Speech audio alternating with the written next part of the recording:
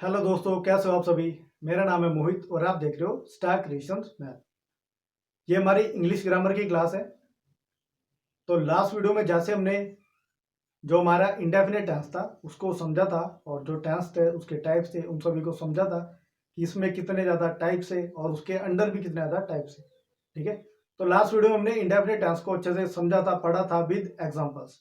तो आज जो मैं आपके लिए लेके आया हूँ वो उसी का ही आगे पार्ट है। ठीक है। टेंस का एक पार्ट है वो है हमारा कंटिन्यूस टेंस। ठीक है। तो जो कंटिन्यूस टेंस होता है उसमें जो क्रिया है वो लगातार हो रही होती है। ठीक है। वो समाप्त नहीं हुई भी होती है, वो हो रही होती है। ठीक है। तो जो कंटिन्यूस टेंस है उसके भी जो तीन टाइप्स है हमारे पास इसमें कि प्रेजेंट कंटिन्यूस, पास्ट कंटिन्यूस और फ्यूचर कंटिन्यूस। ओके। तो बारी बारी से हम लोग इन तीनों टेंसेस को समझेंगे। ठीक है। इसका जो फॉर्मेट है वो किस तरह का है और इसका जो एग्जाम्पल है वो भी करेंगे। और लास्ट में हम क्या करेंगे, जैसे हमने लास्ट वीडियो में किया था कि एक टेंस से दूसरे टेंस में किस तरह चेंज करते हैं। ठीक है। तो वो करेंगे हम वीडियो के लास्ट में। तो पहले हम स्टार्ट करते हैं प्रेजेंट कंटिन्यूस टेंस। ठीक है। तो ये है हमारा जो प्रेजेंट कंटिन्यूस टेंस। तो सबसे पहले हम लोग बात कर लेते हैं प्रेजेंट कंटिन्यूस टेंस के बारे में। ठीक है। तो नाम से पता लग रहा है, प्रेजेंट यानी कि वर्तमान, कंटिन्यूस यानी कि नियमित या लगातार। ठीक है। तो जो हमारा प्रेजेंट कंटिन्यूअस टेंस होता है उसमें जो क्रिया हो रही होती है, ठीक है, वो हमें दर्शाती है कि जो एक्शन अभी हो रहा है, जो क्रिया अभी हो रही है वो निरंतर अभी चल रही है। ठीक है। जैसे वह भाग रही है तो क्या वह दौड़ रही है या वो दौड़ रहा है, वो खाना खा रहा है, कि जो एक्शन है, जो क्रिया है वो हो रही है। ठीक है। ओके। तो बात करते हैं पहले इसके फॉर्मेट की। तो फॉर्मेट में आप देख सकते हो, अगर हमें सिंपल सेंटेंस दिया हो, सिंपल स्टेटमेंट दिया हो, तो इसमें हम लोग क्या करते हैं, हम इसमें हेल्पिंग वर्ब का यूज करते हैं। ठीक है। हेल्पिंग वर्ब क्या क्या है हमारे पास, प्रेजेंट कंटिन्यूअस टेंस में हम लोग यूज करते हैं इज, एम, आर। ये तीन आपने याद रखनी है। ठीक है। Is, am, are. तो अगर सिंपल स्टेटमेंट हो तो उसमें हम लोग क्या करेंगे, इज, एम, आर का प्रयोग करेंगे। फर्स्ट फॉर्म ऑफ वर्ब होगी और उसके साथ हम लोग आई एन जी का प्रयोग करेंगे। ठीक है। जैसे वह भाग रही है या वह दौड़ रही है तो शी इज रनिंग। ठीक है। अब जो रन था, आर यू एन, रन था ना। ठीक है। तो जो हमारा रन था, रन के साथ हमने आई एन जी लगाया तो वो बना रनिंग। तो शी इज रनिंग। ठीक है। या शी इज ईटिंग। ठीक है। She is moving, she is sleeping. Okay. इस तरह से अगर सिंपल स्टेटमेंट हमें दी हुई हो, उसके बाद नेगेटिव वाले वाक्य, नकारात्मक वाक्य, ना करने वाले वाक्य। ठीक है। वह नहीं दौड़ रही है। ठीक है। वह नहीं दौड़ रही है तो हम क्या करेंगे, जो हमारी हेल्पिंग वर्ब होती है, ठीक है, उसको भी यूज करेंगे और उसके बाद हम लोग नॉट का यूज करेंगे कि she is not running, she is not walking. ठीक है। She is not running, she is not walking, she is not moving. ठीक है। या she is not sleeping. Okay. उसके बाद इंटेरोगेटिव वाक्य कि प्रश्न वाले वाक्य, तो जैसे क्या वह खाना खा रही है, तो उसमें क्या करते हैं, जो हेल्पिंग वर्ब होती है इज, एम, आर, वो आगे आ जाती है। ठीक है। सब्जेक्ट से पहले। उसके बाद हमारा सब्जेक्ट आएगा। उसके बाद सब्जेक्ट क्या होगा, जैसे शी इज रनिंग था। ठीक है। तो क्या वह भाग रही है, तो वह लड़की, शी हमारा आएगा सब्जेक्ट। ठीक है। और इज हमारा पहले आ जाएगा। ठीक है। तो इज शी, ठीक है, इज शी रनिंग, क्या वो भाग रही है। ठीक है। तो इज हमारा पहले आएगा, सब्जेक्ट आएगा, फर्स्ट फॉर्म और आई एन जी और लास्ट में क्वेश्चन मार्क। ठीक है। तो ये था इंटेरोगेटिव के लिए, अगर प्रश्नवाचक, ठीक है, प्रश्नवाचक कोई वाक्य हो। ठीक है। तो उसमें हमारा आएगा इज हमारा पहले, subject, first form, I N G और लास्ट में क्वेश्चन मार्क। अब आई के साथ हमेशा एम लगता है, ए एम, एम। ठीक है। तो I am. Okay. He she it के साथ इज लगता है, यू वी दे के साथ आर लगता है। ओके। यू वी दे के साथ आर लगता है। ठीक है, तो ये इसका फॉर्मेट। अब इससे रिलेटेड कुछ और जो की पॉइंट्स है इसके जो आपने ध्यान रखने हैं वो मैं आपको बताता हूँ।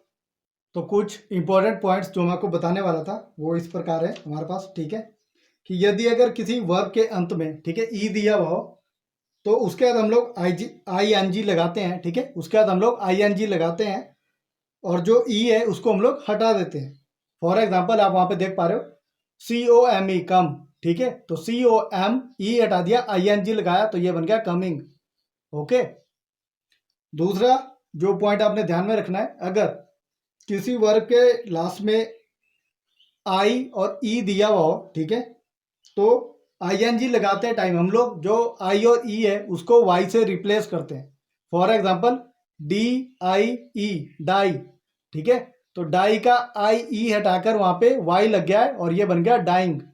ठीक है, और तीसरा जो पॉइंट आपने ध्यान में रखना है, ठीक है, तो तीसरा पॉइंट ये है कि अगर किसी वर्ब के अंत में, ठीक है, जो लास्ट वर्ड है हमारा, ठीक है, उससे पहले अगर कोई वॉवल हो, बट इन तीन वर्ड्स को छोड़ के, डब्ल्यू आर वाई को छोड़ के, ठीक है, इनको छोड़ के बाकी कोई भी वर्ड हो और वो एक वॉवल हो, तो हम क्या करते हैं, जो हमारा लास्ट वाला वर्ड है उसको हम लोग 2 बार लिखते हैं, उसको हम डबल करते हैं।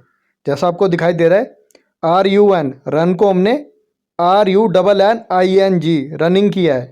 ये कुछ एग्जाम्पल है इसके, आप देख सकते हो यहाँ पे। तो अगर हम बात करें कि प्रेजेंट कंटिन्यूस टेंस का प्रयोग कहाँ कहाँ किया जाता है, तो सबसे पहले हमारे पास है कि बात करते समय, ठीक है, जैसे हम बात कर रहे हैं तो जो एक्शन हो रहा है उसको व्यक्त करने के लिए, ठीक है, जैसे now, this days, now a days, still, eight this time, at this moment, at present आदि। ठीक है, इस तरह के अगर वर्ड दिए हुए हों तो वहां पे हम लोग, ठीक है, वहां पे हम लोग प्रेजेंट कंटिन्यूस टेंस का यूज करते हैं। इसी के साथ अगर एडवर्ब या एडवर्ब्स फ्रेजेस दे रखी हो तो वहां पे भी हम लोग प्रेजेंट कंटिन्यूस टेंस का यूज करते हैं। For example the children are playing in the field, why I am wasting my time, he is teaching in this school now a days.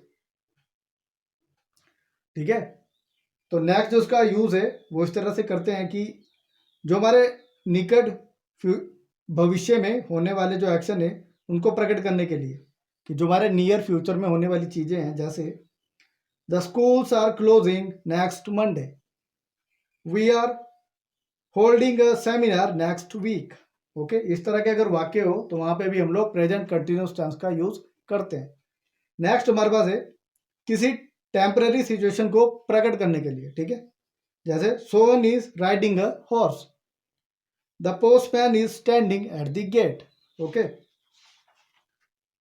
Next हमारे पास है ऐसी परिस्थितियों को प्रकट करने के लिए जो वैसे तो स्थायी है, ठीक है, जैसे परमानेंट है, बट उनको हम लोग अस्थायी रूप में व्यक्त करते हैं। ठीक है, ऐसा इसलिए होता है क्योंकि उनका जो अध्ययन है वो हमने पिछले अनुभव के आधार पर किया होता है। ठीक है, जैसे कोई राइटर होता है, कोई लेखक होता है, तो वो जो अपनी कहानी बता रहा होता है तो वो इस तरह से बताता है जैसे वो कहानी स्थायी नहीं थी, वो अस्थायी है। ठीक है, जैसे soon you will come to a big house, this house is facing the south, you can't help appreciating the Taj Mahal, it is wearing a white look, you will recognize the building, it is touching the sky।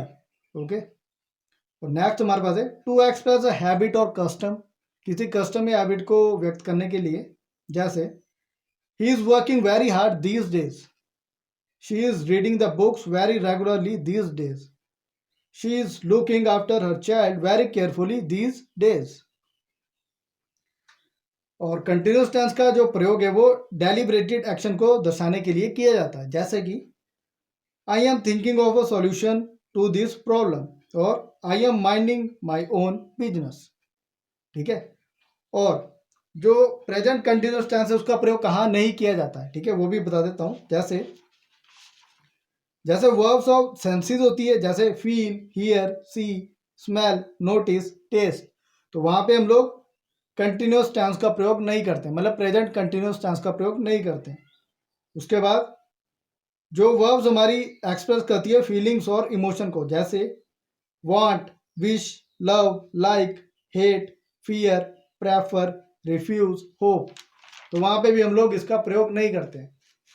Verbs of thinking, think, feel, realise, trust, forget, regret, mind, understand, know, mean, suppose, believe, remember, expect, et cetera, उसमें भी हम लोग present continuous tense का use नहीं करते हैं।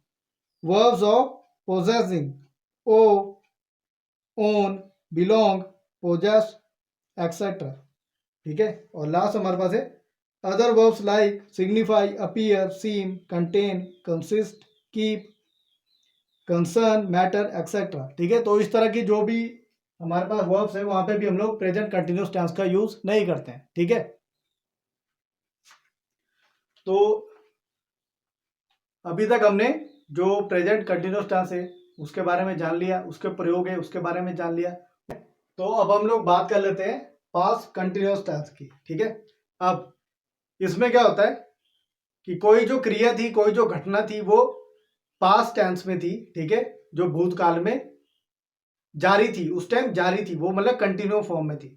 जैसे वह खाना खा रही थी, या वह चल रही थी, वह हिल रही थी, ठीक है, या वह सो रही थी, ठीक है।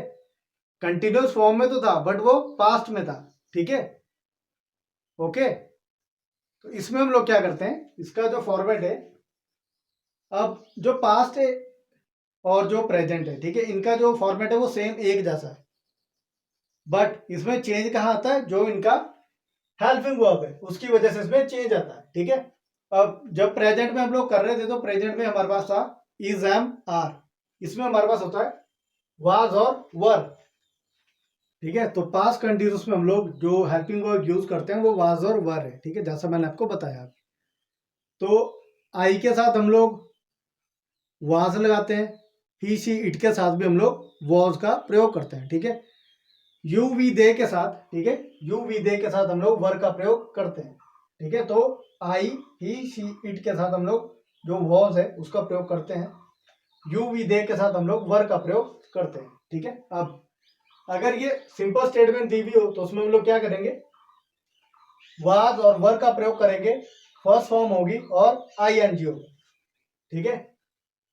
वाज और वर का प्रयोग करेंगे, फर्स्ट फॉर्म होगी और आई एन जी होगा। नेगेटिव वाक्य होगा तो उसमें क्या करेंगे, वाज और वर तो होगा ही होगा, प्लस नॉट का यूज करेंगे, फर्स्ट फॉर्म और आई एन जी होगा, ठीक है। उसके बाद इंटेरोगेटिव अगर होगा तो वाज और वर पहले आ जाएंगे, सब्जेक्ट उसके बाद आएगा, फिर फर्स्ट फॉर्म और आई एन जी, और लास्ट में क्वेश्चन मार्क, ठीक है। जैसे वह भाग रही थी, ठीक है, कि वह भाग रही थी या दौड़ रही थी, तो शी वॉज रनिंग, ठीक है। अब मैंने वॉज क्यों लगाया, क्योंकि शी वॉज, ठीक है, तो शी वॉज रनिंग। अब ये तो था हमारा सिंपल जो स्टेटमेंट वाला वाक्य था, ये सिंपल था कि शी वॉज रनिंग। अगर वह दौड़ नहीं रही थी तो she was not running, she was not running. अब क्या वह दौड़ रही थी, तो वॉज शी रनिंग, ठीक है, वॉज शी रनिंग, और लास्ट में क्वेश्चन मार्क, ओके। तो जो पास्ट कंटिन्यूस है, पास्ट कंटिन्यूस में सिर्फ हेल्पिंग वर्ब का चेंज है हमारे पास, वाज और वर का, ठीक है, बाकी ये भी प्रेजेंट की तरह ही सेम है, ओके, ठीक है। तो आगे बढ़ते हैं, अब हम इसके जो कुछ प्रयोग है कि जो पास्ट कंटिन्यूस है इसका जो यूज है हम कहाँ कहाँ करते हैं उसके बारे में बात करेंगे, कि ऐसे एक्शन का वर्णन करने के लिए जिसके साथ व्हेन वाली एडवर्ब क्लॉज जो हमें पास्ट इंडेफिनिट में दे रखी हो, जैसे when I saw him he was playing chess, I was writing a letter when he came to my house, या Mohan was sleeping when I knocked at his door, ठीक है। तो इस तरह के जो वाक्य होते हैं उसमें हम लोग पास्ट कंटिन्यूस टेंस का प्रयोग करते हैं। दूसरा जो उसका यूज है वो इस तरह से है कि साथ साथ होने वाले दो एक्शन में से यदि एक एक्शन, ठीक है, कि दो एक्शन हो रहे हैं तो उन एक्शन में से अगर एक पास्ट कंटिन्यूस में दे रखा है तो जो दूसरा एक्शन है उसको भी हम लोग पास्ट कंटिन्यूस में ही रखेंगे। For example we were bathing या बेथिंग, ठीक है, we were bathing in the river when it was raining. Okay, while I was writing letter my mother was sleeping, the nurse was eating sweets when the patient was dying. Okay, और तीसरा जो उसका use है वो है persistent actions, यानी कि निरंतर चलने वाले कार्यों या कोई भूतकालीन आदत हो, ठीक है, कोई हैबिट हो, उसको व्यक्त करने के लिए भी, ठीक है, जिनमें ऑलवेज या कंटिन्यूली जो शब्द है उनका भी हम यूज करते हैं, ठीक है, उनका भी यूज हम करते हैं। जैसे he was always ringing me up. Okay, और दूसरा एग्जांपल है he was continually troubling his parents. ठीक है, तो जो इस तरह के वाक्य होते हैं वहां पे हम लोग पास्ट कंटिन्यूस टेंस का यूज करते हैं। ठीक है, तो ये थे हमारे पास पास्ट कंटिन्यूस टेंस के कुछ यूज। हम लोग बात करेंगे फ्यूचर कंटिन्यूस टेंस की। ठीक है, तो जो फ्यूचर कंटिन्यूस टेंस है उसमें उस तरह के जो वाक्य हैं या क्रिया है उनके बारे में हमें पता लगता है, ठीक है, कि जो फ्यूचर में भी जारी रहेगी। ठीक है, ओके, जैसे वह भाग रही होगी या वह दौड़ रही होगी। ठीक है, तो ये फ्यूचर में बता रहा है कि वो अभी भी दौड़ रही होगी। ठीक है, तो इस तरह के जो वाक्य होते हैं वो हमारे फ्यूचर कंटिन्यूस टेंस को शो करते हैं या उसके अंडर आते हैं। अब जो इसका फॉर्मेट है, तो फॉर्मेट को अगर हम ध्यान से देखें तो ये प्रेजेंट और पास्ट से तो बिल्कुल ही ज्यादा डिफरेंट है। जो फ्यूचर टेंस है ना वो हमेशा से ही सबसे अलग होता रहा है। ठीक है, क्योंकि फ्यूचर सभी को पता है कि फ्यूचर अनिश्चित है, वो कुछ भी हो सकता है, हमें कुछ नहीं पता है फ्यूचर के बारे में। ठीक है, तो जो फ्यूचर टेंस है वो भी एक तरह से बिल्कुल यूनिक है, सबसे अलग है। ठीक है, तो अगर इसमें स्टेटमेंट जो सिंपल तरह से दी हुई हो, ठीक है, तो उसमें क्या करते हैं, विल और शैल का प्रयोग करते हैं, साथ में बी का प्रयोग करते हैं। ठीक है, कि विल और शैल आएगा पहले, उसके बाद बी लगाएंगे, उसके बाद फर्स्ट फॉर्म और फिर आईएनजी।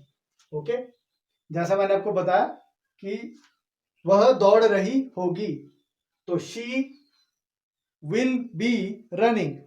ठीक है, शी विल बी रनिंग, या वह खा रही होगी तो she will be eating. Okay, इस तरह से। अब नेगेटिव, तो विल या शैल, फिर नॉट बी, मतलब बी से पहले नॉट लगाना है। ठीक है, तो विल या shall not be first form और आईएनजी, कि वह दौड़ नहीं रही होगी। ठीक है, तो she will not be running. ठीक है, she will not be running. तीसरा है इंटेरोगेटिव, क्या वह दौड़ रही होगी, तो विल या शैल पहले, ठीक है, फिर सब्जेक्ट, फिर बी, फिर फर्स्ट फॉर्म, फिर आईएनजी, कि विल शी, ठीक है, will she be running, will she be running. Okay, तो ये तो है इसका जो फॉर्मेट है। अब आई और वी के साथ शैल लगाना है, आई और वी के साथ शैल का प्रयोग करना है, बाकी जितने भी बचे सबके साथ विल लगाना है।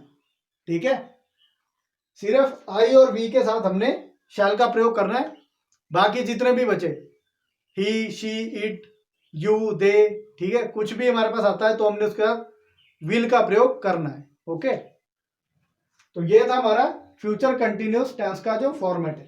ओके, अब इसमें हम बात करेंगे फ्यूचर कंटिन्यूस टेंस का प्रयोग कहां कहां किया जाता है।